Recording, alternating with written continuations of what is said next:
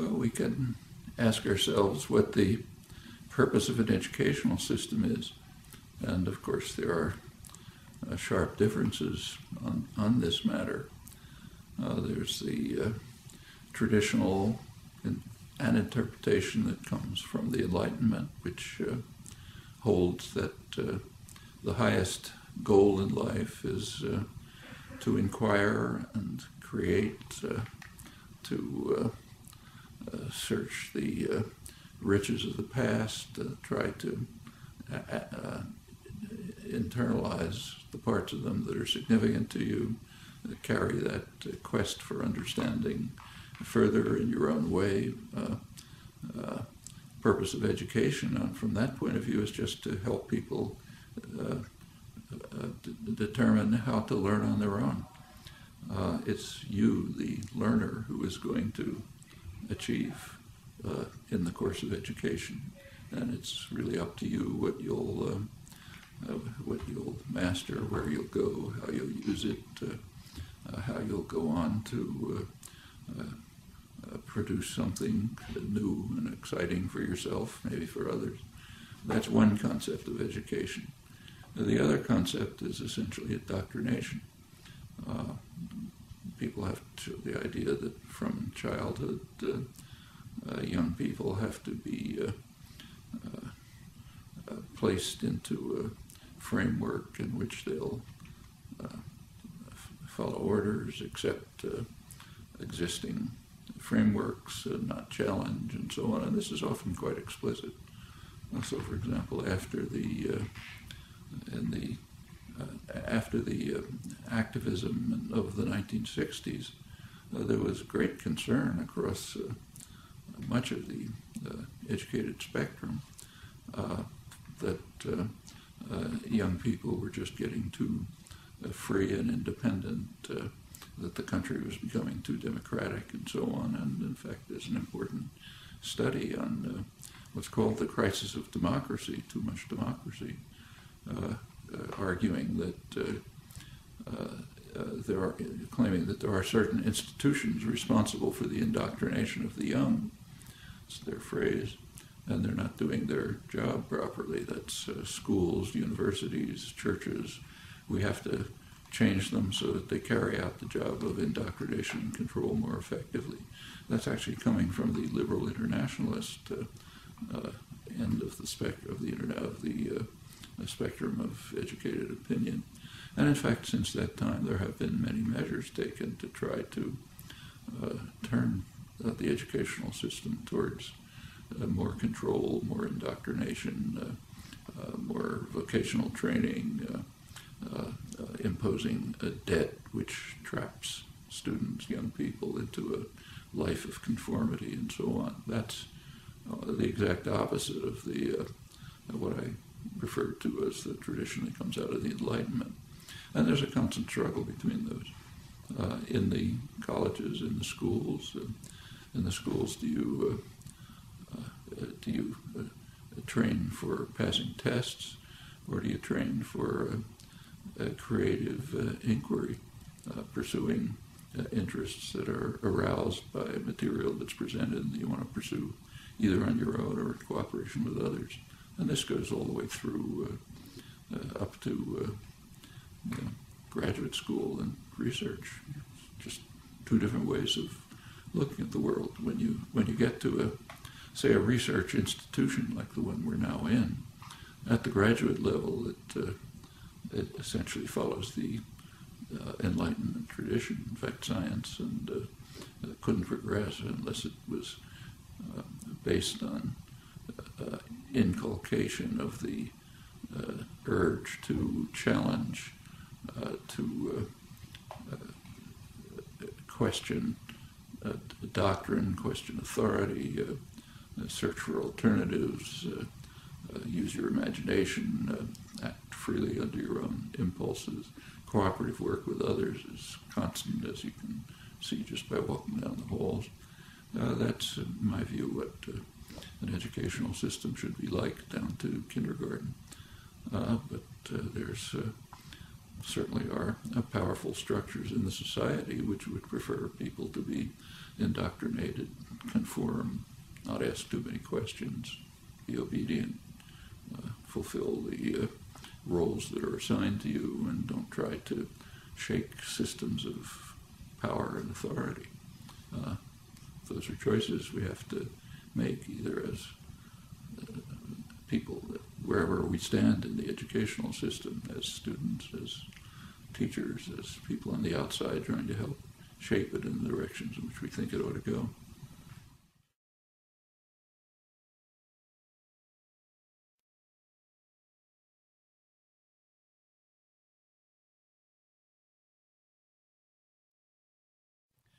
Well, there certainly has been a very substantial growth in new technology of communication, information, access, interchange. It's surely a major change in the nature of the culture and society.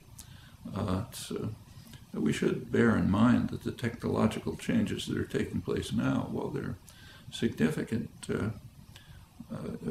probably come nowhere near having as much impact as technological advances of, say, a century ago, plus or minus. So the shift, say, let's take just communication. The shift from a typewriter to a computer, or a telephone to the email is significant, but it doesn't begin to compare with the shift from a sailing vessel to a telegraph. I mean, the time that cut down in communication between, say, England and the United States was extraordinary as compared with the changes taking place now. And the same is true of other kinds of technology, like just introduction of, say, plumbing. Widespread plumbing in the cities had a huge effect on health, much more than the discovery of antibiotics. So the changes are real and significant, but we should recognize that others have taken place, which in many ways were more dramatic. As far as the technology itself and education is concerned, technology is basically neutral. It's kind of like a hammer. I mean, the hammer doesn't care whether you use it to build a house or whether a torturer uses it to crush somebody's skull. Hammer can do either. Same with the modern technology, say the internet and so on. The internet is extremely valuable if you know what you're looking for. I mean, I use it all the time for research. I'm sure everyone does. If you know the kind of what you're looking for, you have a kind of a framework of understanding which directs you to particular things, lets you sideline lots of others, then this can be a very valuable tool. Of course, you always have to be willing to ask, is my framework the right one? Maybe I ought to modify it. Maybe if there's something I look at that questions it, I should rethink how I'm looking at things. But you can't pursue any kind of inquiry without a pretty relatively clear framework that's directing your search and helping you choose what's significant and what isn't, what can be put aside, what ought to be pursued, what ought to be challenged, what ought to be developed, and so on. I mean, you can't expect somebody to become a biologist, say, by giving them access to the Harvard University biology library and say, just look through it. That'll give them nothing. And the internet is the same, except magnified enormously. If you don't understand, know what you're looking for, if you don't have some kind of a conception of what matters, always, of course, with the proviso that you're willing to question it if it seems to be going in the wrong direction. If you don't have that, exploring the internet is just picking out random factoids that don't mean anything. So behind any significant use of contemporary technology, the internet, communication systems, graphics, whatever it may be, unless behind it is some well-constructed directive conceptual apparatus, it is very unlikely to be helpful. It may turn out to be harmful. Now, for example, a random exploration through the internet turns out to be a cult generator. You pick up a factoid here and a factoid there, and somebody else reinforces it, and all of a sudden you have some created picture which has some factual basis but nothing to do with the world. You have to know how to evaluate, interpret, and understand. Say biology again, the person who wins the Nobel Prize in biology is not the person who read the most journal articles and took most notes on them. It's the person who knew what to look for. And cultivating that capacity to seek what's significant, always willing to question whether you're on the right track. That's what education is going to be about, whether it's using computers and the internet or pencil and paper and books.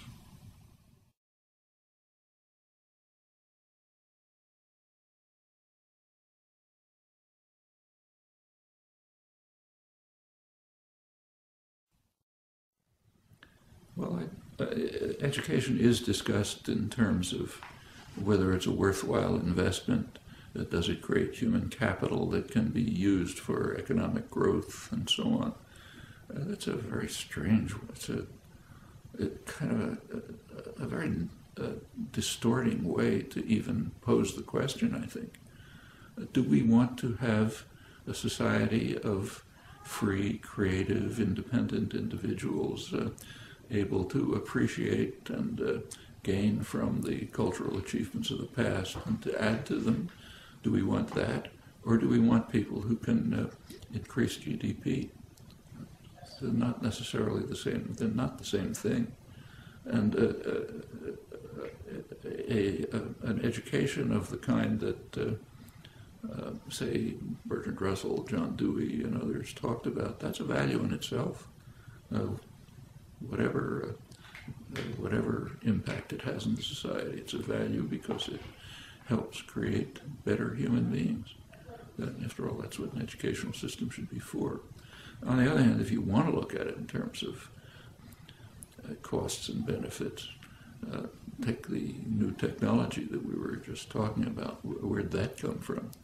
Well, actually, a lot of it was developed right where we're sitting.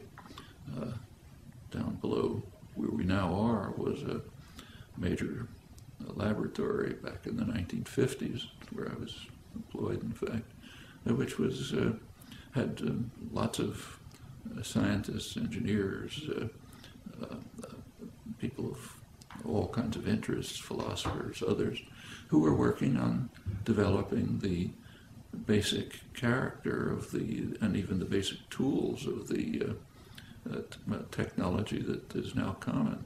Computers and the internet, for example, were pretty much in the public sector for decades, just funded in places like this, where people were exploring new possibilities that were mostly unthought of, unheard of at the time.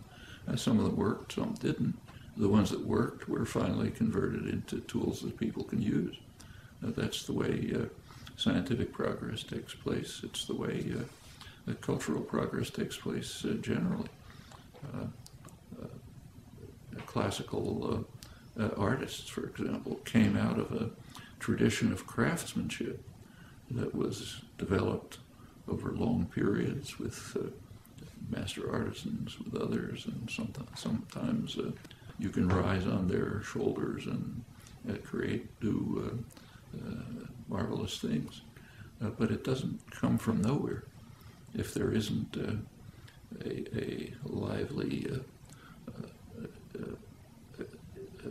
cultural and educational system which is geared towards encouraging creative exploration, independence of thought, willingness to challenge, to cross frontiers, to challenge accepted beliefs and so on. If you don't have that, you're not going to get the technology that can lead to economic gains, though that I don't think is the prime purpose of cultural enrichment and education as a part of it.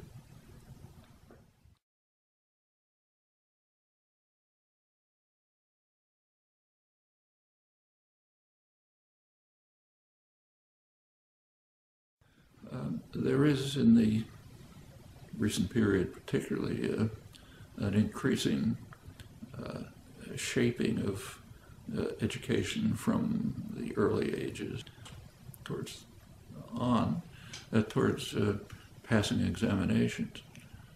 That can be, taking tests can be of some use, both for the person who's taking the test, see what I know and where I am, what I've achieved, what I haven't, for instructors, what should be changed and improved in developing the course of instruction. But beyond that, they don't really tell you very much. I mean, I know for many, many years I've been on admissions committees for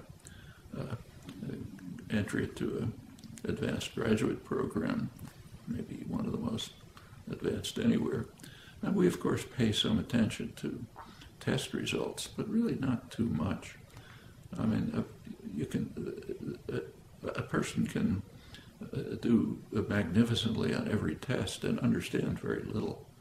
I mean, all of us who've been through schools and colleges and universities are very familiar with this. You can be assigned,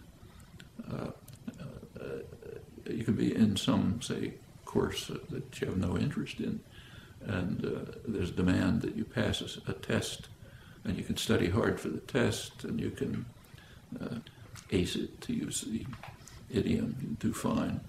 And a couple of weeks later, you forgot what the topic was. I'm sure we've all had that experience. I know I have. It can be a useful device if it contributes to the constructive purposes of education. If it's just a set of hurdles you have to cross, it can turn out to be not only meaningless, but it can divert you away from things you ought to be doing. Actually, I see this regularly when I talk to teachers. Just give you one experience from a couple of weeks ago, but there's plenty like it. I happened to be talking to a group which included many school teachers. One of them was a sixth grade teacher, teaches kids, I guess, 10 or 11 or 11 or 12, something like that. She came up to me afterwards, and I'd been talking about these things, and she told me that of an experience that she had just had in her class. After one of the classes, a little girl came up to her and said she was really interested in something that came up, and she asked how she could the teacher give her some ideas about how to look into it further. And the teacher was compelled to tell her, I'm sorry, but you can't do that. You have to study to pass this national exam that's coming. That's going to determine your future. The teacher didn't say it, but it's going to determine my future, like whether I'm rehired and so on. The system is geared to getting the children to pass hurdles, but not to learn and understand and explore. Now, that child would have been better off if she had been allowed to explore what she was interested in, and maybe not do so well in the test about things she wasn't interested in. And they'll come along when they fit into her interests and concerns. And so a test, I don't say that tests should be eliminated. They can be a useful educational tool, but ancillary, something that's just helping improve for ourselves, for instructors and others, what we're doing, and tell us where we ought to be moving. But they don't even, passing tests doesn't begin to compare with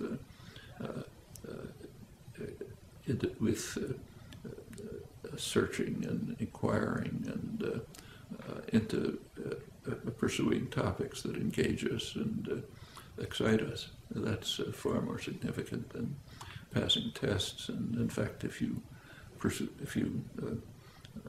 that's the kind of educational career that you're given the opportunity to pursue, you'll remember what you discovered. There's a famous physicist, world-famous physicist, right here at MIT, who, like a lot of the senior faculty, was teaching freshman courses. He once said that in his freshman course, students will ask, what are we going to cover this semester? And his standard answer was, it doesn't matter what we cover. It matters what you discover. And that's right. Teaching ought to be inspiring students to discover on their own, to challenge if they don't agree, to look for alternatives if they think they're better ones, to work through the great achievements of the past and try to master them on their own because they're interested in them. If that's the way teaching is done, students will really gain from it and will not only remember what they studied, but will be able to use it as a basis for going on their own. And again, education is really aimed at just helping students get to the point where they can learn on their own, because that's what you're going to do for your life, not just absorb materials given to you from the outside and repeat it.